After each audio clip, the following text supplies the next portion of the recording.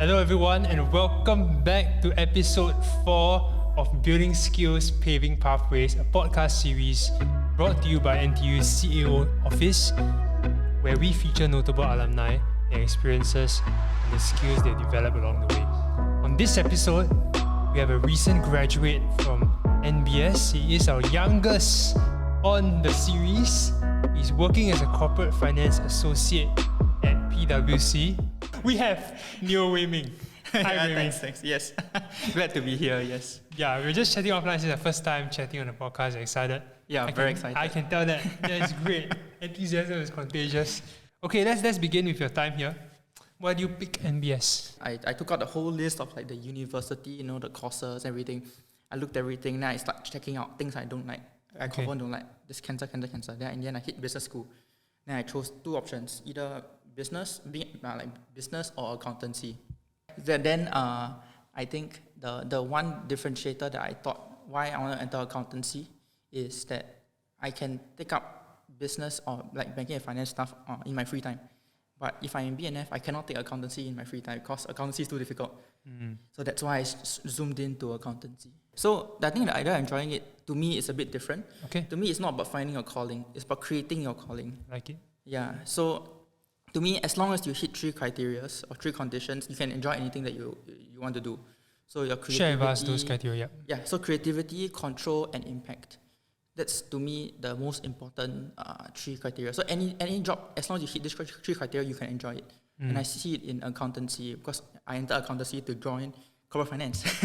They join IB. Yeah. Yes.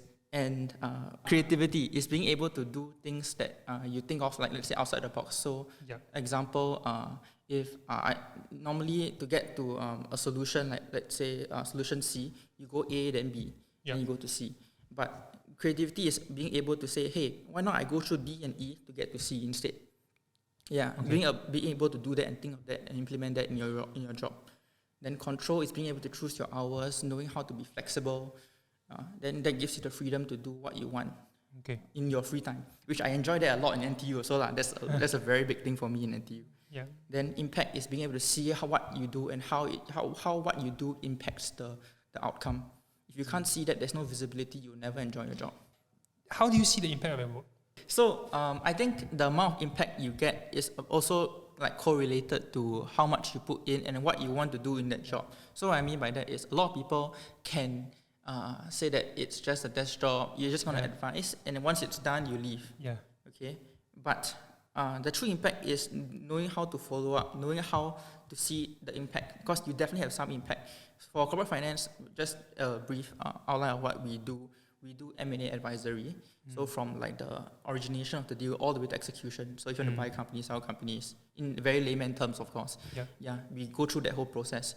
So the impact is really there because the moment you sign, the moment you have the consideration transferred, the money transferred, the deal is done. Yeah. Let's say you like carve out a company in like a group and give it to someone else instead, that kind of thing. So yes. The whole idea of this is you're creating value, and it can be value in terms of like economies of scale. It can be values of creating new employment. You can see that if you know where to look, and you only can look at all this if you continue having that connection with the clients.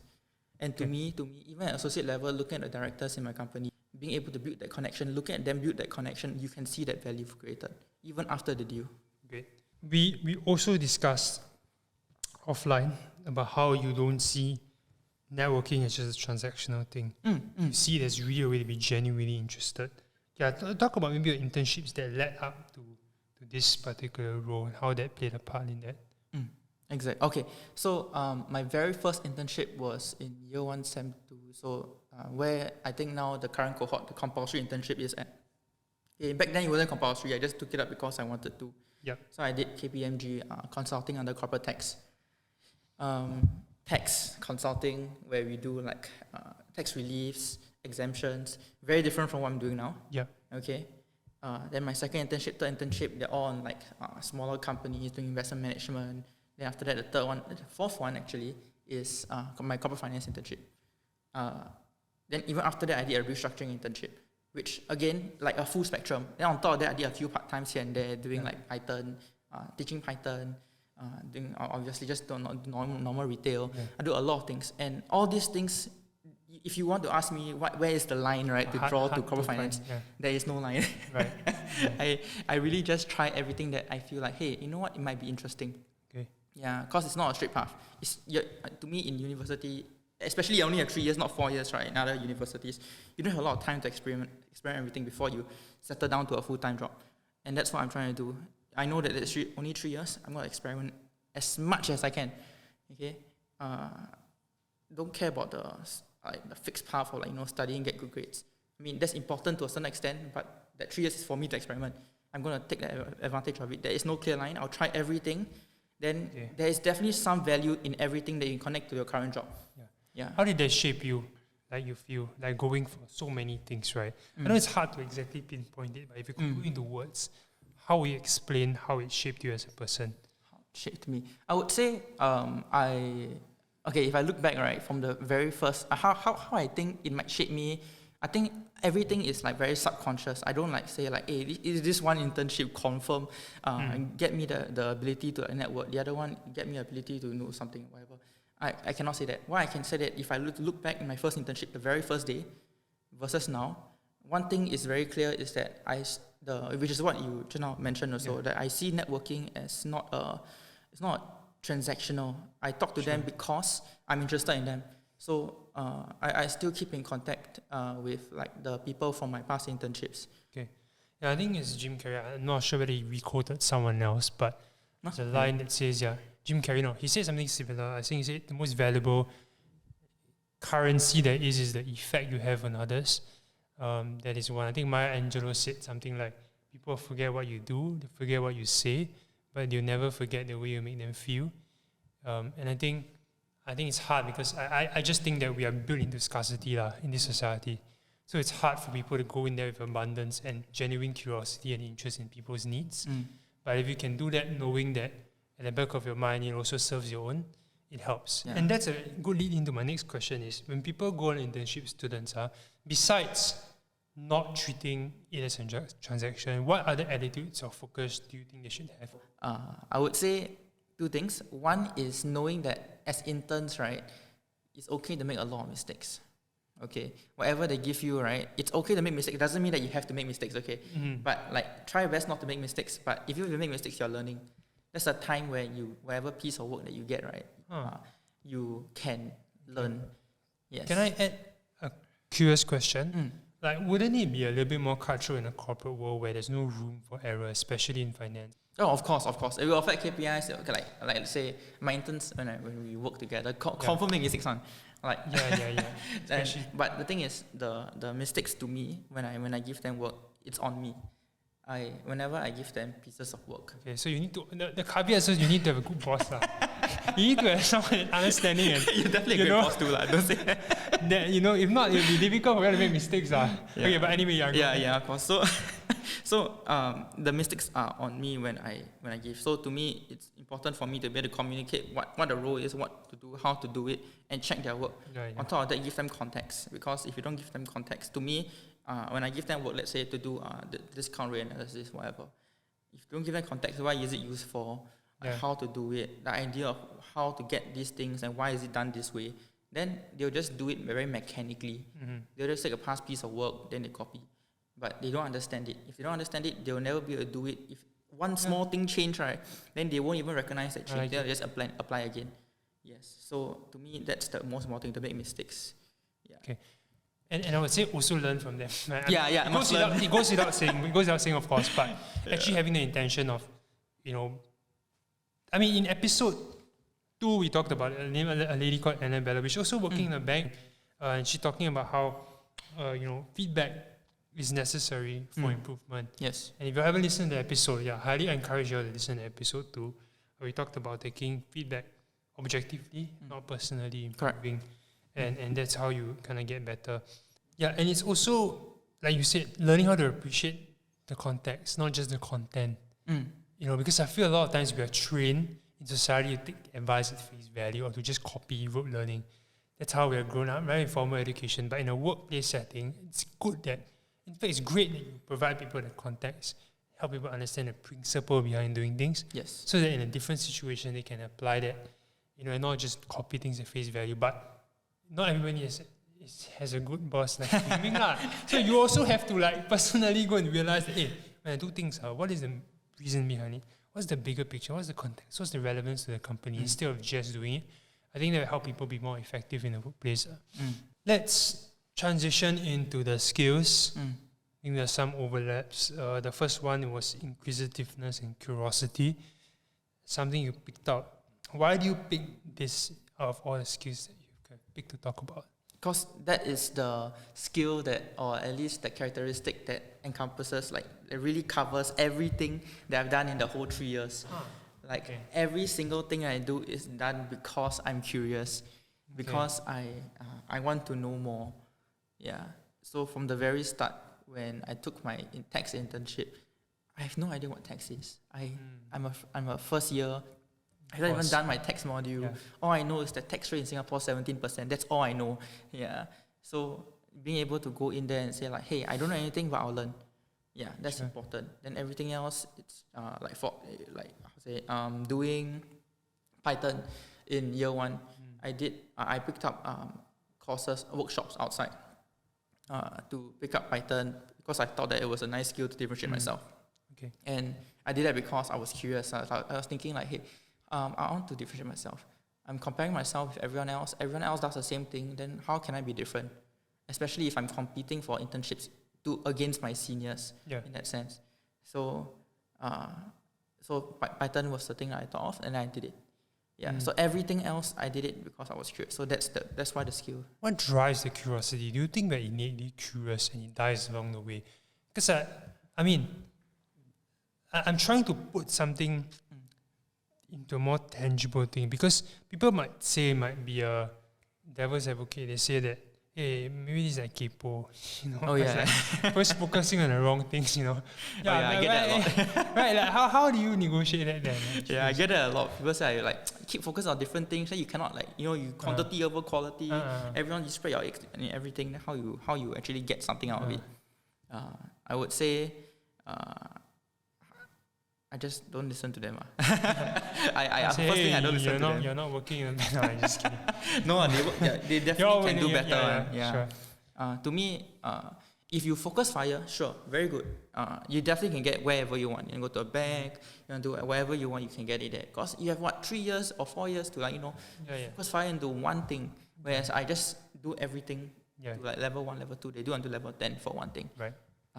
I would say it's up to you how you want to live your 3 years or your 4 years or whatever in your uni.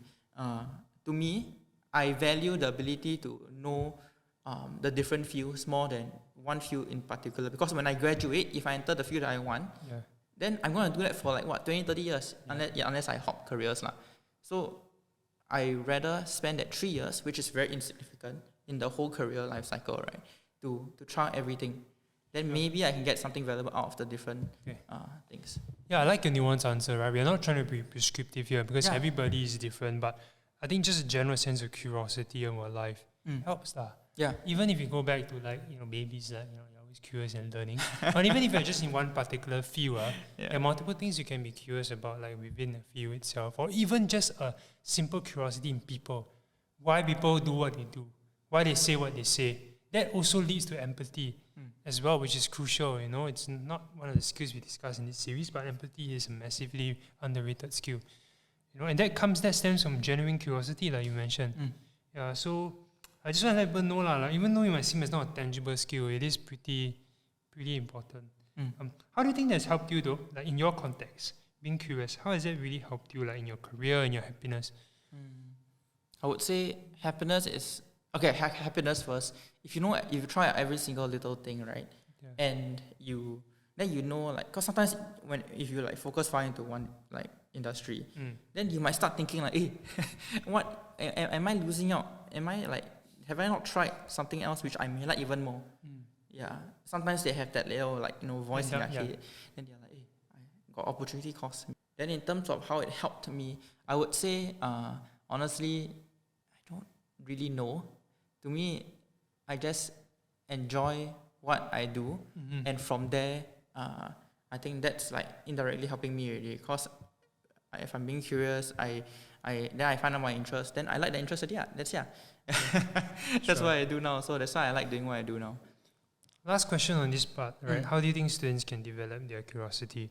One phrase. You won't know what you don't know what you don't know. Okay. So the ability to be curious comes out when you talk to more people.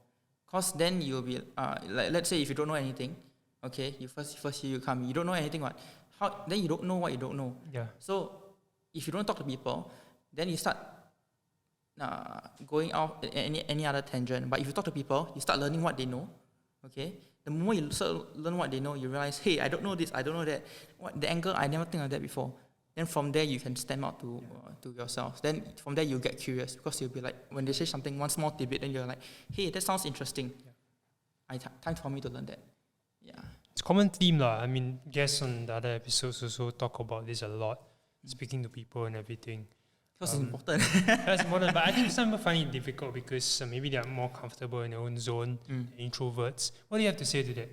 I mean, if they're introverted and they genuinely have a fear of talking to people. Okay, how's it? You know the MBTI thing? Yeah. I'm an introvert, so. But to me, I don't know. I think part of NTU shaped me to be who I am today, and I learned how to talk to people more through like my interactions with my friends. Okay. Yeah, and like I don't know. To me, it's really stemming from the fact that when I talk to people, I talk to them as friends. I don't talk to them as like my colleagues or like my senior. Or Sense. Yeah. Then from there, I don't feel afraid. Afraid of hierarchy or anything. Yeah, I think a lot of people worry too much about like, oh, my boss, everything. But to me, how I see it, it's just, okay, I'm 25 years old now, and the seniors, let's say senior associate managers, are like 26, 27. So they're only 2 years above me or 2 years above me, at most 5 years above me. Yeah. Am I going to be afraid of like my senior who is only like 3 years, 4 years above me? If I look at it from there, right, yes, they know a lot more in terms of their field, but they're people too, and I'm speaking to that people. Yeah. If they give me work and they scold me because I do wrongly, then okay lah, don't take it personally lah. Okay. Just take it and move on lah, because they're not scolding you. Yeah. Okay. I think at the end of the day, when we cut us up, the blood that flows is red lah. It's not green or blue or yellow. Okay, cool. Okay, let's talk about decision making now. Okay. What's the relevance of decision making in general? Like, okay, I think maybe this one goes without saying. Decision making is relevant in any aspect of your life. Correct. You know, even small decisions, big decisions in work, when you solve problems, you're making decisions on a daily basis. When you go and buy food, you're making a decision.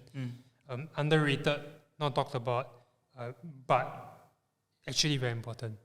You know, could you share some examples of your like decision making process? What are the factors you consider when making a decision? So I co-founded a club, corporate banking club in NTU. Especially when starting a new club, right? You're gonna make through a lot of decisions, not just to like the school, but also to the members, to your community, and to external parties as well. When you look for partnerships and sponsorships, like at the start, but everything stems from the first decision. You want to create a club or not, and what you want to get out of the club. Yeah.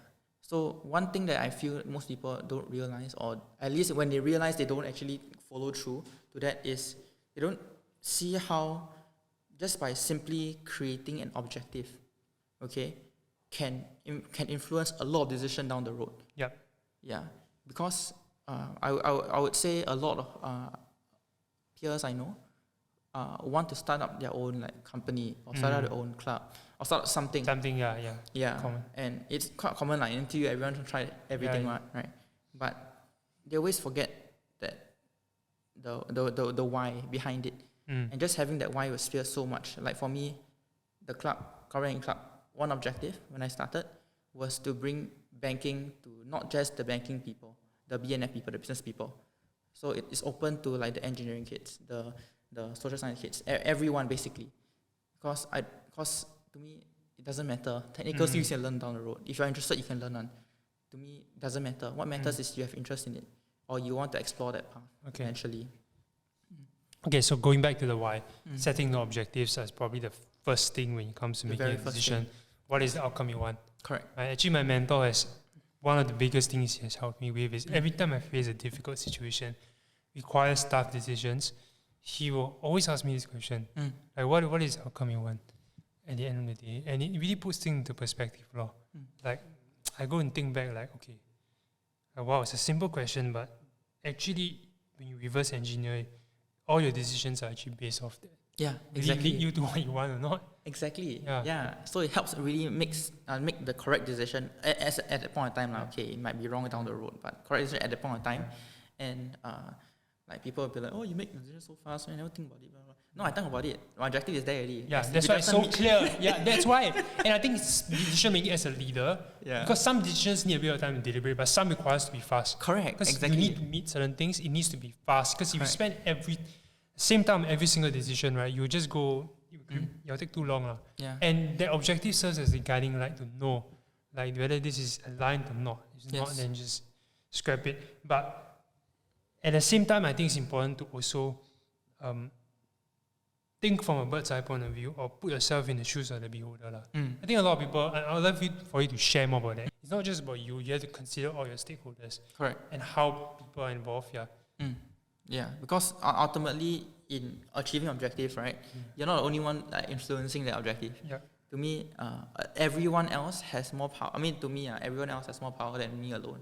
For the club, we work together in a team of like 20 plus. I can't remember the exact number, but and the hours that we can give creating with the 20 plus people is definitely more than myself. Yeah, so being able to share with them the objectives, make sure they understand, very clear, and the objective that you're trying to do and the task that you're supposed to do, then they can like work towards together. Something came to my mind when you were sharing. Let me know if you agree or disagree, or if any thoughts to add. But in my own experience in entrepreneurship, leading a team and everything, I think sometimes it's more important to be united than to be right.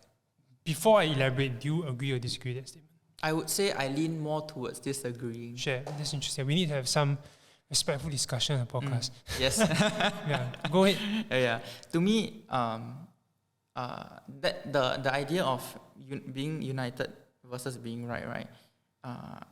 If I give context in finance, okay, that's equivalent to like imagining the stock market. Okay, you know that the value of, like, let's say a company is like, let's say 100. I'm just giving it hypothetical. But everyone else, like 99% of the cohort, believes that the value is 300, 400, 500. Then they keep rallying up and up and up. Right. But you know inherently it's 100. Okay. So ultimately, yes, they might make a lot of money now. But if you know that you're right, eventually, right, it will pop. Okay. Yeah. And in that sense, it makes more sense to stand up than to stand up. Correct. Know what you like, know what you know, and trust that your decision is correct. Then that kind of stems my belief of why being united may not be as good as being right. No, I think I agree with you in that sense that, like, for example, like Elon Musk or like founders, so everyone's against them and they're saying the company doesn't work, but inherently they know certain things or there's certain beliefs in what's the right thing to do, and then they execute on it. And of course now they have so much wealth and everything. But so I think definitely in certain cases, right, being firm as a leader is important, even when there's noise outside that tells you that, okay, this is not like the right thing to do.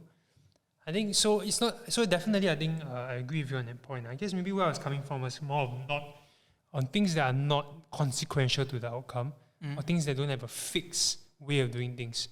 If it's like, if this other way is similar, for example, or have similar outcomes, then I'd rather take that person's suggestion and make it feel as if the entire team is united in this, rather than go with mine. Something like that. So it's along that context. I think if you're talking about that context, then yes, I will lean more towards your side, because then the objective switches. It's not about like getting it correct. You start considering the benefit of a united team that can handle future tasks, future challenges. Exactly. On top of just being right, then everyone hates you, or everyone don't like you because you push your way through. Then you start become very tyrannical, blah blah blah. Then it's not good. It's not good for the cohesiveness. And yes, you're right. Yeah, so it really depends on the situation. Like in NTU, a lot of the courses is always it depends. The answer is always depends. It always depends, honestly. Like, context it really always depends, always important. That's why I said it's good for us to discuss this, because I feel that empathy is necessary when you make decisions. It's really not just about you. Sometimes you have to consider everyone's point of view before moving forward. So to me, being right, it's very difficult to know whether you are actually right or not, because a lot of things is very ambiguous. You don't have a lot of information at the time. So being confident to know that what you think is right is actually right, especially versus 80%, 90% people. Yeah, everyone's like, hey, you're wrong. But then over here, you're like, hey, but I'm right. How? I know I'm right. I see what I know. I need to know already. I hear what you have to say already. I still think I'm right. Yeah, it's very difficult. But that line has to be drawn somewhere. Correct. And it gets very difficult. But to me, I've never I actively filter out the voice in my head saying if everything is right, then it should be right. Because I really don't believe it. I think it has been drilled into me since primary school. Yeah, that just because everyone else says it's right doesn't mean it's right. That's true as well. Yeah, then that's one thing that I carry really from primary school onwards. Sure. Yeah. No, that's true. So sometimes you gotta stand up for yourself, even when it's not popular. Do it I'll summarize this segment. Add on if there's anything I missed out. So objective is very key, and objective might shift. Objectives are fluid, but it's important to have an objective and also know that objectives are people dependent and context dependent, not just about you. We talked about empathy, putting yourself in the shoes of others, such that the outcomes, the decisions you make also take into account everybody's point of view. Yes. We talk about being firm when you need to, especially as a leader when it's not popular. Sometimes decisions are not popular, but if you know it's the right way to go about, you have to do it. But at the same time, marry that with some level of self-awareness that sometimes you could really be wrong. Yes. And you need to take into account people's viewpoints. Aside from this, is there anything else you want to add? That's pretty much it. Yeah, that's pretty much everything already. Yeah. Okay. Yeah, very well concise. Yeah. Okay. I think we've come nearing towards the end of the podcast. Just one final segment before we go. It's a quick fire segment. Okay. 5 questions I'll ask you. Can you elaborate a little bit if you want to? What's the biggest value or lesson you gained from university?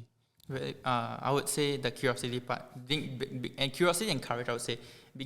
Daring to try different things and saying, hey, I don't care. If I want what I want, I'll do it. Yes, just try. What is one biggest failure in your working career, and how do you overcome it? Failure is, I would say, partly is the intern. So being able to draw and give out the best in the intern. So sometimes they, I don't know, being too busy or them having different idea of what they want, then not being able to cater to that. Then and as such, the internship didn't really become as fruitful. I would say that's one thing that really impacted me the most, and that's one of the biggest failures, because that's something that I really place a lot of emphasis on it. Correct. Yeah, I like always helping my juniors and my peers and my interns, and that's something that I really think it's a very big failure. Yeah. And how did you overcome or calibrate? Talk to them after the internship. I make sure that I don't make the same mistake. Even if I'm very busy, I'll talk to them. In my current batch, of course. Okay. What is a blunt but useful advice that you have got in blunt life? But useful.